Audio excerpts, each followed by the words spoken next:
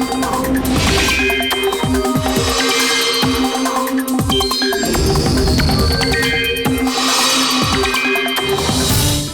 ka cloud cluster o shallow circulation nga naa karon sa gawa sa Philippine Area of Responsibility ang gimonitor sa pag-asa na posibleng mamahimong usa ka low pressure area.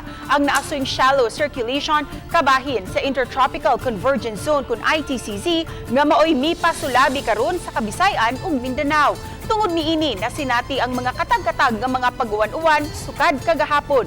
Base sa nahipos nga data sa mga pag-uwan nga nasinati sa Central ug Eastern Visayas.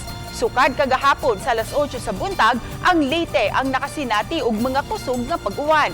Sa Visayas State University Station sa Pag-asa, natala ang 92.8 mm nga uwan kung 464,000 ka mga drum sa tubig matag square kilometer ang nabubo nga tubig uwan.